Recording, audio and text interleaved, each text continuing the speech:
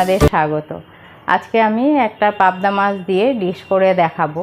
পাবদা মাছ তো আপনারা বিভিন্নভাবে খেয়েছেন, কিন্তু এইভাবে পাবদা মাছ করে খেলে আপনাদের বারবার খেতে ইচ্ছা করবে। আমি বানাবো পেঁয়াজি পাবদা। চলুন দেখা যাক কিভাবে করছি। পেঁয়াজ পাবদা বানানোর জন্য আমি এখানে 300 গ্রাম পাবদা মাছ নিয়েছি। মাছগুলোকে কেটে পরিষ্কার করে ভালো করে ধুয়ে নিয়েছি।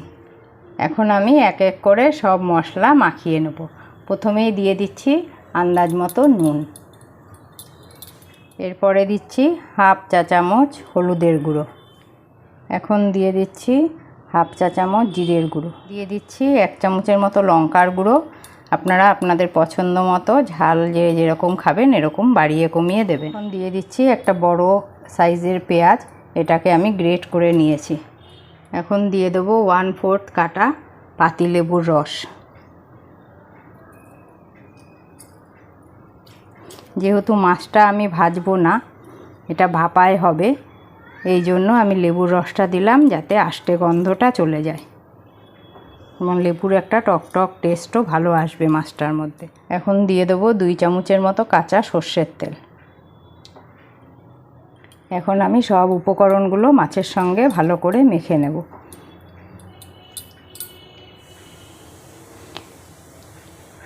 সবগুলো ভালো করে মাখা হয়ে গেলে আমি 15 থেকে 20 মিনিটের জন্য ঢাকা দিয়ে রেখে দেব।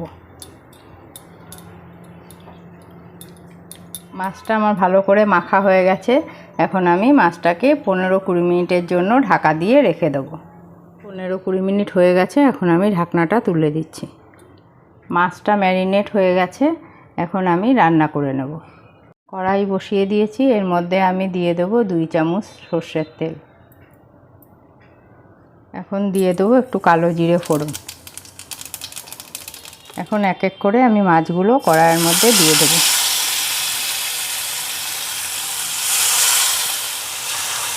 এখন মাছের মশলাটাও এর মধ্যে দিয়ে দেবো। এই সময় আমি আঁচটাকে একদম সিম করে মিনিট 15-র জন্য হতে দেব।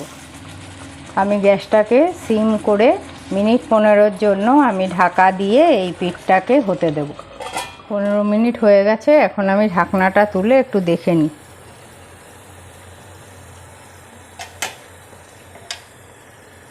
এখন এই মাছটাকে আবার উল্টে দেব।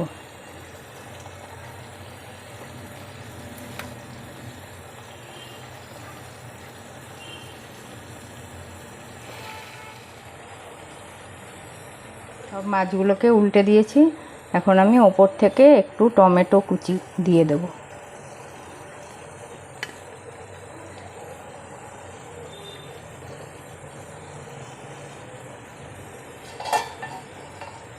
আবার এই পিঠটা মিনিট 15-র জন্য ঢাকা দিয়ে রেখে দেবো। 15 মিনিট হয়ে গেছে, আমি ঢাকনাটা তুলে দিচ্ছি। আমার মশলা ভালো করে কষা হয়ে গেছে। এখন আমি অল্প একদম উষ্ণ গরম জল দিয়ে দেব। বেশি ঝোল হবে না, একদম মাখা মাখা হবে, এই জন্য আমি সামান্য জল দিয়ে দিলাম। হাফ কাপেরও কম আমি জল এখানে ব্যবহার করলাম। ঝোলটা দেওয়ার পরে সব দিক দিয়ে ভালো করে ফুটে উঠেছে। এখন আমি কাঁচা লঙ্কা দিয়ে দেব। সব শেষে দিয়ে দেবো ধনেপাতা কুচি।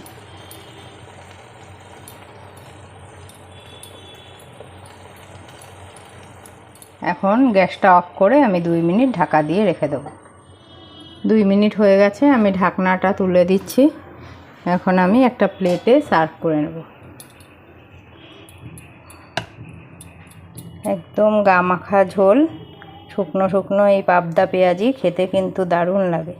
আমার পেঁয়াজি পাবদা তৈরি। আপনারা এই রেসিপিটা অবশ্যই ট্রাই করে দেখবেন আর আমাকে কমেন্টসের মাধ্যমে জানাবেন কেমন লাগলো। আজকে তবে এখানেই শেষ করছি। নেক্সট দেখা হবে অন্য কোনো রেসিপির সাথে। ভালো থাকবেন, সুস্থ থাকবেন।